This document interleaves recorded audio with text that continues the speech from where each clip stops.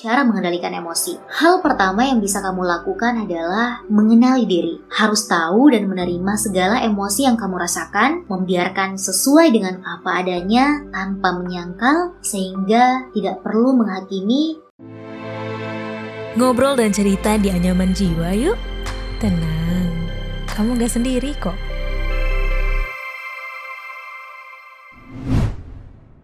Happy birthday to you, happy birthday to you.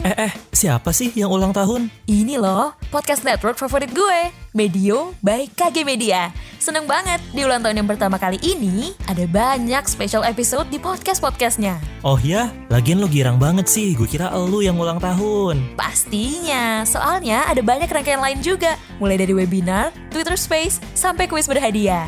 Makanya, yuk cek Spotify dan YouTube Medio by KG Media sekarang. Wah, menarik banget. Yuk kita cek sekarang.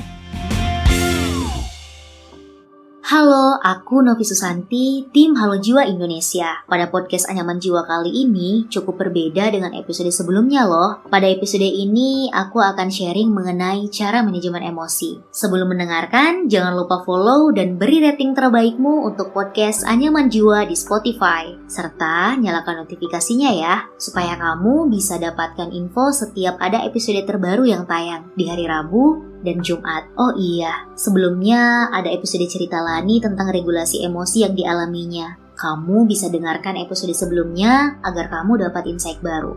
Berkaitan dengan hal itu, dalam menjalani kehidupan, kita selalu hidup berbarengan dengan emosi, baik yang bersifat positif maupun negatif. Emosi pasti selalu ada dalam diri kita. Emosi menjadi sesuatu yang penting dalam kehidupan. Namun, kebanyakan orang abai akan adanya emosi di dirinya maupun diri orang lain.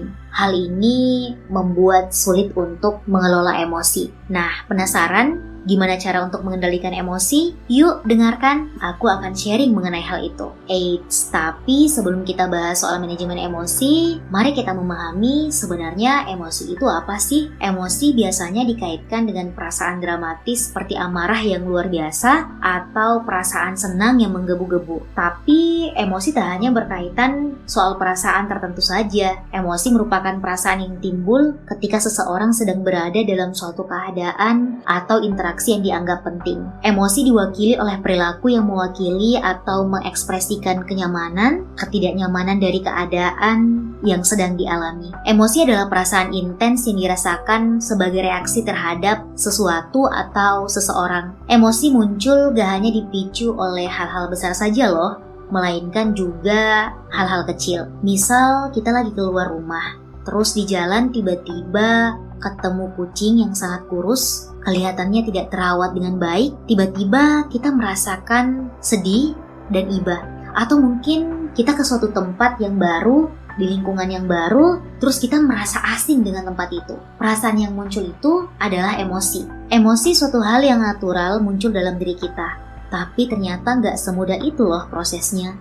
Dan kita perlu suatu kemampuan untuk bisa menerapkan cara mengendalikan emosi yang tepat sesuai dengan kondisi. Kemampuan inilah yang disebut sebagai manajemen emosi. Secara sederhananya, manajemen emosi adalah metode atau cara mengendalikan emosi yang ada dalam diri. Manajemen emosi sendiri pada dasarnya merupakan kemampuan dalam memahami, menerima, mengontrol, dan mengekspresikan emosi. Dengan memiliki kemampuan manajemen emosi yang baik, akan membantu dalam mengelola situasi yang memicu munculnya emosi. Kamu juga akan mampu menyesuaikan diri dengan segala informasi maupun motivasi yang didapatkan yang dapat men-trigger munculnya emosi.